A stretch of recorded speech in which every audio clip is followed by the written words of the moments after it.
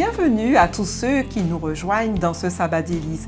Merci d'avoir répondu fidèlement à cette sainte convocation que nous honorons avec une grande joie, n'est-ce pas Sylvie? Tout à fait Dominique. J'adresse de cordiales et chaleureuses salutations à tous nos amis, frères et sœurs qui nous reçoivent au sein de leur foyer pour un partage dans l'adoration. Nous allons sans plus tarder remettre ce moment sous la direction de notre Dieu. Tendre Père éternel, comment ne pas te louer? Comment ne pas t'exalter? Comment ne pas t'adorer? Tu es ce Dieu créateur, celui qui a créé le ciel, la terre et tout ce qui s'y trouve. Mais tu as aussi, Seigneur, créé ce jour saint et béni que tu as mis à part pour nous. Merci pour ce sabbat. Merci pour ta grâce, pour ta paix dans nos vies. Et permets, Seigneur, qu'à ce moment, que ta parole puisse élever chacun, Seigneur, puisse nous fortifier et que ton nom soit toujours glorifié dans nos cœurs et dans nos vies. Je t'ai prié et demandé ces grâces dans le bon nom de ton Fils Jésus-Christ et pour ta gloire. Amen. Amen.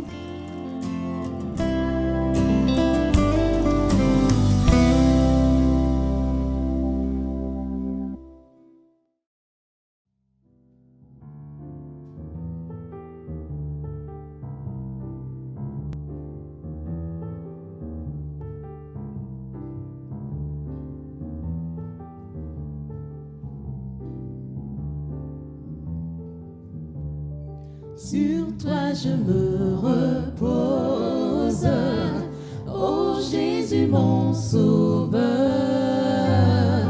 Faut-il donc autre chose pour un pauvre pécheur?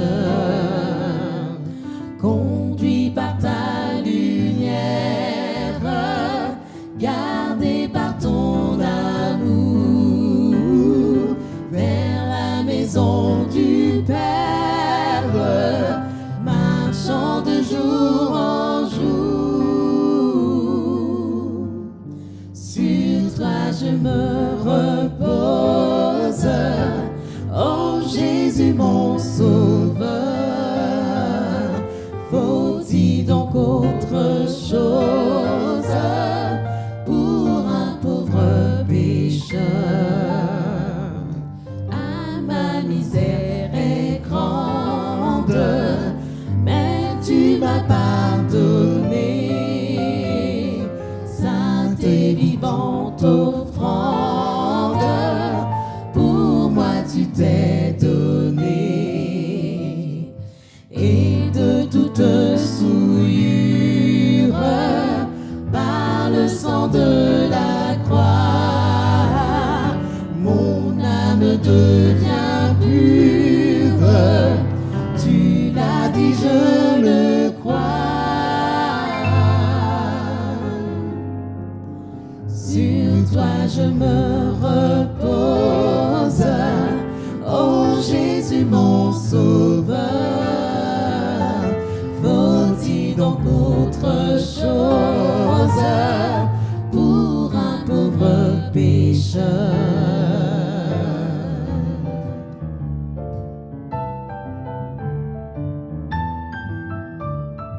En toi j'ai la victoire, la paix, la liberté. À toi je rendrai gloire et dans l'éternité. Si du bonheur qui passe, la source doit tarir, c'est assez de ta grâce pour vivre et pour mourir. Sur toi je me repose, ô Jésus mon sauveur. Faut-il donc autre chose pour un pauvre pécheur?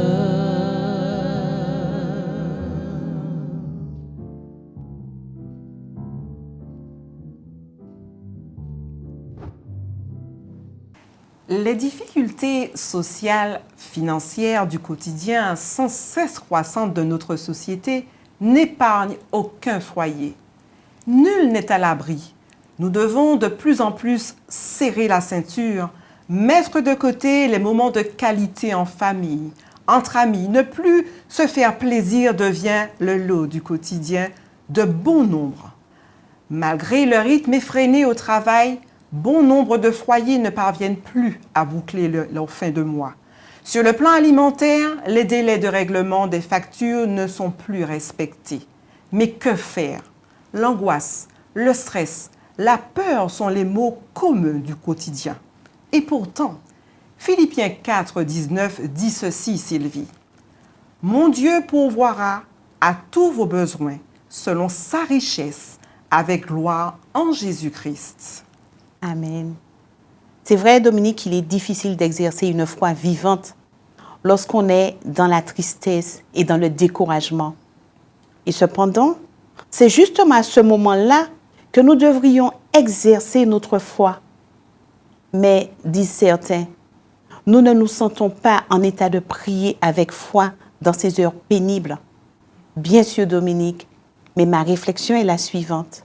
Voulons-nous alors permettre à Satan de triompher simplement parce que nous ne nous sentons pas en état de lui résister?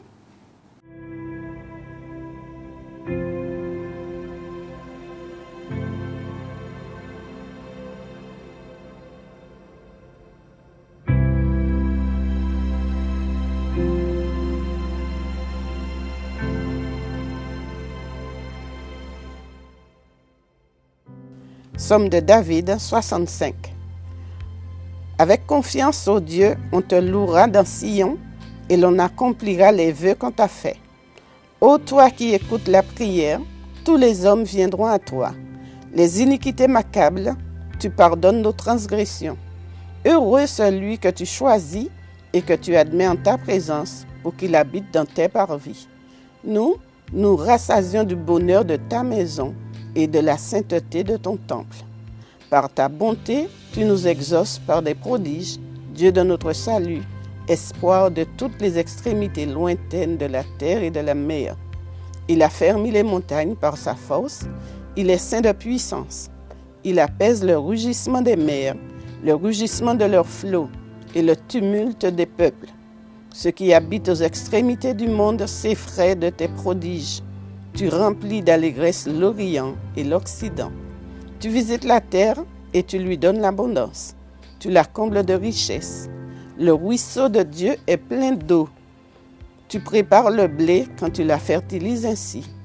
En arrosant ses sillons, en aplanissant ses mottes, tu la détrempes par des pluies, tu bénis son germe. Tu couronnes l'année de tes biens et tes pas versent l'abondance. Les plaines du désert sont abreuvées et les collines ceintes d'allégresse. Les pâturages se couvrent de brebis et les vallées se revêtent de froment. Les cris de joie et les chants retentissent. Amen.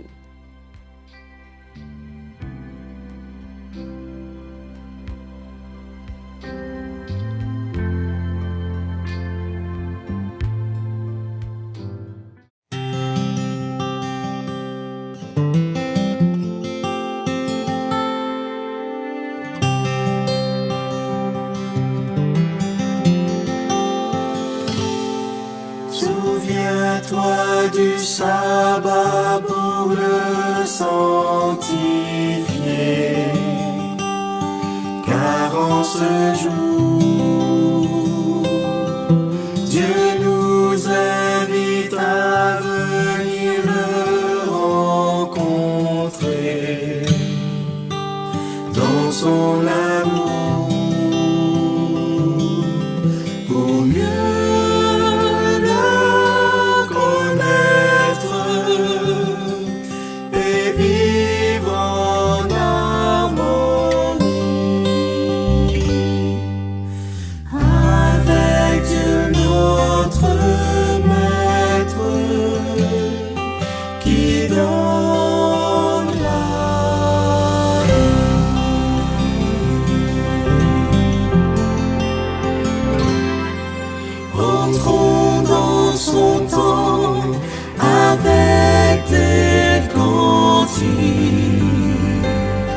pour l'adorer Seigneur, de nos voix de musique pour le louer. Merci, ô notre Père, pour le jour du sabbat, pour ce point de repère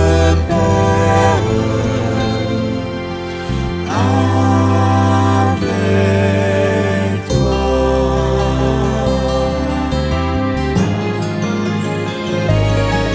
Souviens-toi du sabbat pour le sanctifier, car en ce jour,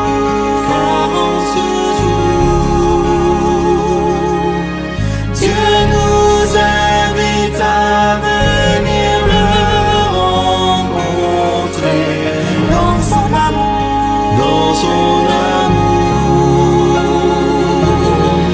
pour mieux le connaître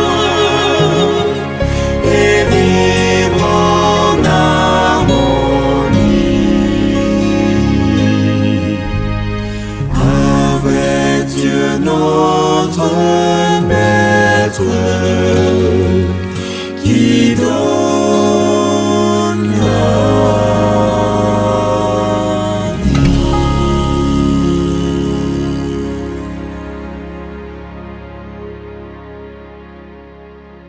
C'est en effet lorsqu'il voit que nous avons le plus grand besoin du secours divin qu'il fait des efforts désespérés pour nous séparer de Dieu. S'il peut nous éloigner de la source de toute force, il sait qu'alors nous marcherons dans les ténèbres et dans le mal. Nous devrions graver dans nos mémoires qu'il n'existe pas de plus grand péché que celui de l'incrédulité, Sylvie. L'auteur Ellen G. White cite dans ses écrits ce qui suit. Lorsqu'il y a de l'incrédulité dans le cœur, elle risque de se manifester par des paroles. Vous devez tenir votre langue en bride, de crainte que prononçant des paroles d'incrédulité, vous n'exerciez non seulement une influence néfaste sur les autres, mais que vous vous placiez vous-même sur le terrain de l'ennemi. Sylvie, je crois qu'il est bon de noter que si nous croyons en Dieu, nous sommes armés de la justice de Christ. Nous nous emparons de sa force. Alors, en clair, nous pouvons ainsi avancer que nous devons nous entretenir avec notre Sauveur, comme si nous marchions à ses côtés. Nous avons le privilège d'être munis des lettres de créance de notre foi, l'amour, la joie et la paix. Ainsi armés, nous sommes capables de présenter les puissants arguments de la croix du Christ. Lorsque nous apprenons à marcher par la foi et non par le sentiment, nous obtenons le secours de l'Éternel au moment même où nous en avons besoin et la paix divine inonde alors nos cœurs.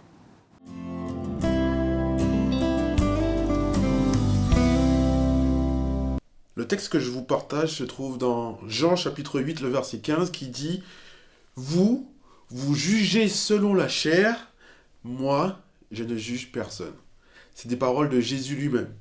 Et vous l'aurez compris, ce soir, je partagerai avec vous une méditation sur le jugement. Pas le jugement eschatologique, pas le jugement qui est à venir, mais le jugement qu'on peut porter sur une personne. Et le texte qui va nous accompagner pendant notre méditation se trouve toujours dans l'évangile de Jean, chapitre 8, les versets 1 à 11. Vous connaissez certainement cette histoire, où il est question d'une femme qui est dite adultère. Et voici ce que dit le texte. Et avant que je lise ce texte, j'aimerais que vous puissiez visualiser la scène. Très important, faites cet exercice avec moi. Visualisez la scène et plongez-vous dans l'histoire qui nous est racontée ici. Dans Jean 8, verset 1, nous dit « Jésus se rendit au mont des Oliviers. Mais dès le matin, il retourna au temple et tout le peuple vint à lui. S'étant assis, il les instruisait. Alors les scribes et les pharisiens amenèrent une femme surprise en adultère, la placent au milieu et lui disent Maître, cette femme a été surprise en flagrant adultère. Et Moïse, dans la loi, nous a ordonné de lapider de telles femmes. Toi donc, que dis-tu » Et il disait cela pour le mettre à l'épreuve, afin de pouvoir l'accuser. Mais Jésus, remarquez bien, se baissa et se mit à écrire avec le doigt sur la terre. Comme il continuait à interroger Jésus, Jésus va se redresser et leur dit que celui de vous qui est sans péché lui jette la première pierre. Et de nouveau, Jésus se baissa et se mit à écrire sur la terre. Quand ils entendirent cela, ils se retirèrent un, à commencer par le plus âgé. Et il resta seul avec la femme qui était là, toujours au milieu. Alors Jésus, qui était baissé, se redresse et dit à cette femme, « Eh bien, femme, où sont-ils passés? Personne ne t'a donc condamné ?» Elle répondit, « Personne, Seigneur. » Et Jésus dit, « Moi non plus, je ne te condamne pas. Va et désormais ne pêche plus. » Alors que cette femme, chers amis, se retrouve au milieu de la foule, alors que Jésus se trouvait là pour instruire la foule, les pharisiens vont mettre cette femme au milieu dans une forme de tribunal populaire. Et Jésus va se baisser. Vous connaissez ces paroles du chant qui dit « Jésus est au milieu de nous et c'est son regard qui se baisse sur nous. » Jésus vient au niveau de la terre, au niveau de cette femme. Lui qui était initialement assis, prend le temps de quitter sa position pour rejoindre cette femme seule au milieu. Et alors que les pharisiens vont porter une accusation sur cette femme, Jésus qui s'était baissé vers cette femme va maintenant se redresser et va s'adresser aux accusateurs et leur dire « Celui d'entre vous qui est sans péché, qui lui jette la première pierre. » Mes amis, les pharisiens à ce moment-là sont comme des hypocrites. Hypocrites qui tirent sa racine du verbe krino qui veut dire jugement. Mais ce n'est pas porter un jugement de manière officielle devant tout le monde. C'est porter un jugement de manière masquée et feindre le jugement. Et c'est ce que nous faisons souvent. On va dire, je ne juge pas, je constate, j'observe. Mais bien souvent, mes amis, nous portons un jugement, une condamnation. Et les pharisiens, mes amis, sont face à Jésus tels des hypocrites. Jésus va alors se redresser, lui qui était assis, et va lui poser une question qui est très simple. Que celui de vous qui est sans péché lui jette la première pierre. En fait, Jésus, à ce moment-là, est dans une volonté, mes amis, de sauver tant cette femme qui est au milieu de la foule que les accusateurs de cette femme. Il va amener ces accusateurs à réfléchir sur leurs propres conditions. Il ne va ni porter de jugement, ni d'accusation. Il va se mettre à écrire sur terre. Vous savez, mes amis, Jésus dira dans Matthieu 7, verset 1, « Ne jugez pas afin de ne pas être jugé. » Il ne dit pas « ne jugez pas parce que ce n'est pas bien d'être jugé ». Mais il nous interpelle sur notre condition. Si tu ne veux pas être jugé, alors ne porte pas de jugement sur ton prochain. Ici, Jésus se soucie de moi. Il se soucie de mon salut. Parce que vous savez que certaines fois, le jugement qu'on peut renvoyer sur l'autre est un moyen de se protéger en disant que l'autre, il est pire que moi. Je suis mieux que lui. Mais Jésus nous interpelle sur notre propre condition. Personne, en tout cas aucun d'entre nous ici, n'est sans péché. Chers amis, bien souvent, nous portons des jugements sur les uns et les autres parce que nous aussi nous sommes blessés. Et nous avons des blessures qui n'ont peut-être pas cicatrisé. Des blessures qui sont dues aussi à des jugements que nous avons reçus. Mais Jésus nous interpelle encore une fois sur cette propension à vouloir juger l'autre. Et dans cette parole de Jésus dans Matthieu 7, verset 1, « Ne jugez pas afin de ne point être jugés. Moi, j'y vois une volonté de Jésus de vouloir me sauver, nous sauver. Jésus qui est le seul capable de porter un jugement. Il ne le fait pas. Parce que Dieu n'est pas venu sur cette terre pour juger, mais pour sauver. Et je crois que c'est le message que nous devrions garder en mémoire. Le livre de l'Apocalypse nous parle de l'accusateur de nos frères. Et vous savez que l'accusateur des frères n'est autre que le diable lui-même. Et en ce sabbat, chers amis, j'aimerais que nous puissions réfléchir et reconsidérer cette question-là. Pourquoi nous ne devrions pas être dans l'accusation, mais au contraire, être celles et ceux qui consolent, qui accompagnent, qui encouragent, et qui sont finalement un relais, un témoignage de Jésus-Christ lui-même. Et j'aimerais conclure sur cette phrase de Jésus qui dit à cette femme, « Va et ne pêche plus ». Autrement dit, « Va et ne te sépare point de moi ». Et Jésus est en train de nous dire aussi tout à chacun, « Va et ne juge pas l'autre, mais surtout, va et ne pêche plus ». Que ces paroles puissent résonner dans notre cœur alors que nous entrons dans ce sabbat, que nous puissions être des relais de l'amour de Jésus-Christ. Bon sabbat.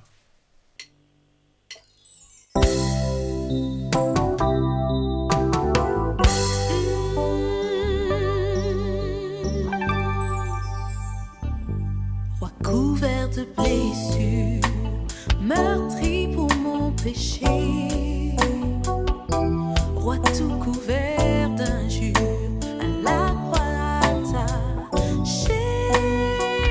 Des splendeurs éternelles, jadis couronnées, c'est d'épines cruelles que je te vois orner. Roi couvert de blessures, roi couvert d'injures. Oui, ton sang expire mes péchés odieux. Pour me donner la vie, tu me rends sébalieux. Rebelle misérable, je m'abats devant toi. Rédempteur charitable, prends pitié de moi.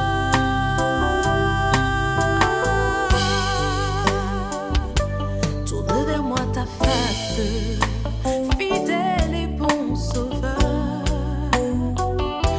Quel trésor de grâce je trouve en ta douleur. Mourant pour mon enfance, tu m'acquis, Jésus. Du cœur la renaissance et la paix des élus. Roi couvert de blessures, roi couvert d'injures. Oui, ton sang expire mes péchés odieux.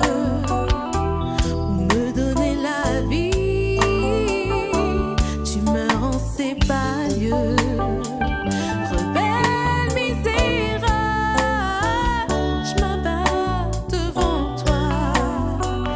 Rédempteur charitable, prends pitié de moi.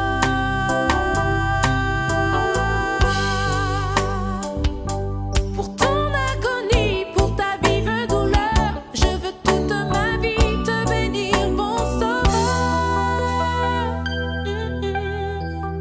Oui, ton sang expire mes péchés odieux.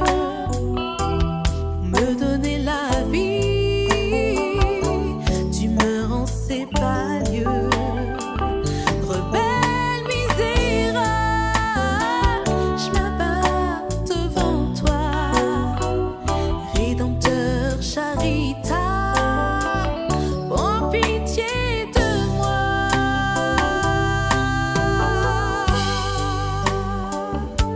Recouvert de blessures, recouvert d'injures.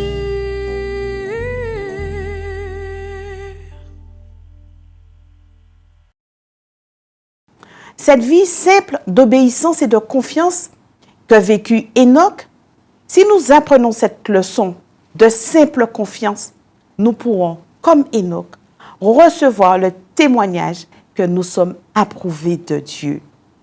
Si nous nous engageons à rester fidèles à Dieu dans l'exercice de notre foi, ces promesses se réaliseront car elles ne sont limitées que par notre foi. Prions alors que Dieu nous aide ainsi à marcher constamment par la foi.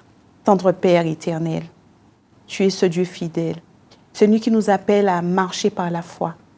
Aide-nous, Seigneur, à toujours garder les yeux fixés vers toi, à toujours nous accrocher à toi, à toujours garder les choses du ciel au lieu de nous accrocher aux choses du monde, Seigneur. Prends pitié de nous, Seigneur, et pitié de chacun de nous, Seigneur. Bénis-nous puissamment et aide-nous, Seigneur, à marcher selon ta volonté et que ton nom soit toujours glorifié et exalté dans nos vies. Nous t'avons prié et demandé ces grâces dans le beau nom de ton Fils Jésus-Christ. Amen. Amen.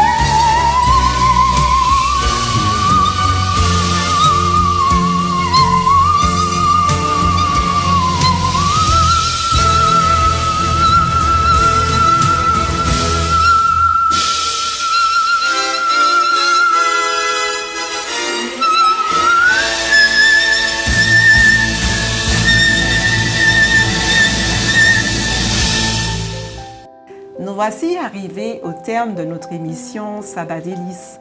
Nous remercions bien chaleureusement tous ceux qui nous ont accompagnés, de près comme de loin. Nous vous prions de bien vouloir participer massivement au partage de cette émission. À tous vos contacts, n'hésitez surtout pas à liker, à vous abonner.